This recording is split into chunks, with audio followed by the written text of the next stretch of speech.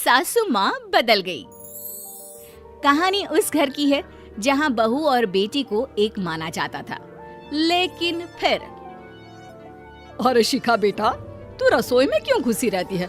जा, रोटी मैं बना लूंगी। नहीं नहीं माँ जी, आप बैठिए, बस सारा खाना बन ही गया है। श्वेता को बोल देती हूँ, वो खाना लगा देगी सबका। सॉरी भाभी, मेरे पास वक्त नहीं है। माँ, मुझे पैसे देना, पार्लर जाना है। हाँ हाँ चली जाना, भाभी को भी ले जाना। वो भी जाने को बोल रही थी पार्लर, पर पहले ना मदद कर दे उसके खाना लगाने में। देख माँ, वो बहू है, उसे बहू रहने देना, इतना सर पर मत चढ़ा भाभी को। श्वेता, ज्यादा मत बोला कर। बहू और बेटी में कोई फर्क नहीं होता है। जा जाकर काम कर। ननद को माँ का भाभी से इस तरह प्यार करना बिल्कुल अच्छा नहीं लगता। वो बार बार किसी न किसी तरह माँ को भाभी के खिलाफ भड़काती रहती, लेकिन कोई फायदा ना होता। एक रोज, अरे बेटे किशन, जा बहू को कहीं घुमा कर ला। सारा दिन घर में काम करती रहती है। हाँ हाँ माँ, हम लोग जा रहे हैं ना गोवा। अच्छा जी, भाभी ने तो हमें बताया भी नहीं। वैसे तो सारी पंचायत करती है, ये गोवा वाली बात क्यों छुपा गई हमसे? अरे क्योंकि उसे खुद नहीं पता था बहन। मुझे टिकट सस्ती मिल रही थी तो मैंने बुक कर दिया। हाँ शिखा, पैकिंग कर ले, संडे हम जा रहे हैं गोवा। दोपहर में शिखा पैकिंग कर रही थी कि सास आ जाती है। ये क्या बहू, साड़ियाँ? अरे गोवा जा रही है घूमने या फिर शादी में मायके हैं? माँ जी, ऐसा कुछ है ही नहीं, समझ में नहीं आ रहा क्या रखूं कपड़े में। अरे तेरी और श्वेता की साइज तो एक ही है, उसके कुछ मॉडर्न कपड़े ले ले, आकर लौटा देना। हाँ माँ जी, ये ठीक रहेगा। शिखा श्वेता के पास जाती है और उससे कपड़े मांगती है। ना जी ना, मैं अपने कपड़े ना दूं, वैसे भी फैल जाएंगे मेरे कपड़े, बहुत महंगे वाले हैं।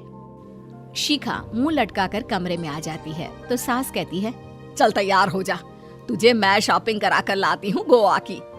बस फिर क्या था, सास बहू निकल जाते हैं मार्केट और एक से बढ़कर एक ड्रेस खरीद कर घर आते हैं।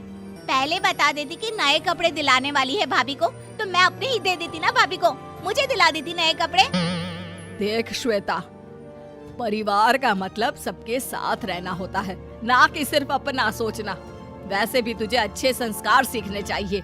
और रही बात कपड़ों की, तो शिखा, आज से घर पर भी तू मॉडर्न कपड़े ही पहनेगी। कोई जरूरत नहीं है ये साड़ी वाड़ी लपेटने की। अब क्या था, घर पर श्वेता और शिखा एक जैसे रहते। एक बार पड़ोसन आती है। अरे बेटा, अपनी माँ को तो बुलाना, जरा बात करनी है। शिखा सास को बताती है और रसोई में चली जाती है। ये आपकी बेटी बहुत बड़ी हो गई है, इसके लिए एक रिश्ता है, कहो तो बता दूं।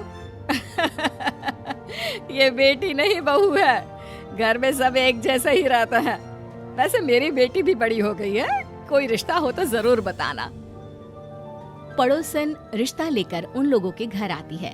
तब श्वेता की होने वाली सास कहती है, तो ये घर है, कितने मंजिल का है? और ये बहू ने आपकी क्या पहन रखा है, जीन्स टॉप? अरे भाई, साड़ी वाड़ी नहीं है क्या इसके पास? देखिए, सर्दी है तो साड़ी में बहू कैसे मैनेज करती, वैसे पहनती है साड़ी भी। देखिए, हम लोग ठहरे पैसे वाले लोग, कोई कमी नहीं है हम लोगों के पास पैसों की, बहुत पैसे हैं, जमीन, नौकर चाकर, कार, सब कुछ है, लेकिन घर में संस्कारी बहू चाहिए। समझ रही है ना आप? सास कुछ कहती कि श्वेता बोल पड़ती है, हाय रे, नौकर चाकर से लेकर जमीन, कार, पैसा, हाँ हाँ, मुझे रिश्ता मंजूर है मुझे। अरे रुक जा श्वेता, मैं बात कर रही हूँ ना। देखिए, हम लोगों के घर इतनी आजादी नहीं मिलेगी। अरे हाँ कर देना माँ, हाँ कर दे जल्दी से।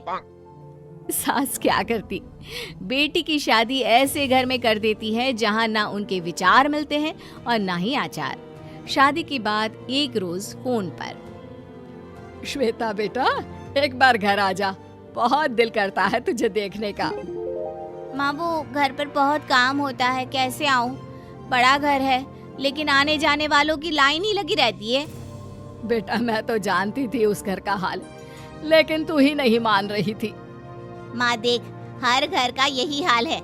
तेरी बेटी को यहाँ घूंघट हटाने की परमिशन नहीं है और एक तरफ भाभी स्कर्ट पहनकर घूम रही है। बेटा मुझे क्या पता था कि मेरी बेटी को ससुराल के नाम पर पिंजरा मिल जाएगा। अच्छा माँ, फोन रखती हूँ, सास को गर्मा गर्म रोटी खिलानी है। तुम लोगों की तरह नहीं कि एक रोटी बनाओ, एक सब्जी बनाओ, फिर सारा दिन फ्री होकर घूमो।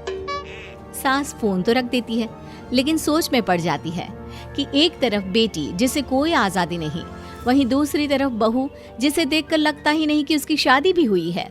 अगले रोज। शिखा, अरे ओ शिखा। हाँ माँ, क्या हुआ? कुछ चाहिए आपको? मैं जिम जा रही थी। जिम के कपड़ों में बहू को देखकर सास को घूंघट में अपनी बेटी का ख्याल आता है। देख बहू, घर में बहू की तरह रहा कर। इतने टाइट कपड़े पहनकर जिम जाना पसंद नहीं मुझे। जा जाकर रोटी बना। रोटी? माँ अभी तो शाम के 6 बजे हैं, इस वक्त रोटी? अब क्या मेरे खाने पीने पर भी पहरा है? अरे जब मर्जी तब मैं अपने घर में खा भी नहीं सकती क्या? बहू को अजीब लगता है। वो समझ नहीं पाती कि जो सास कल तक इतनी सपोर्टिव थी, उन्हें अचानक से क्या हो गया।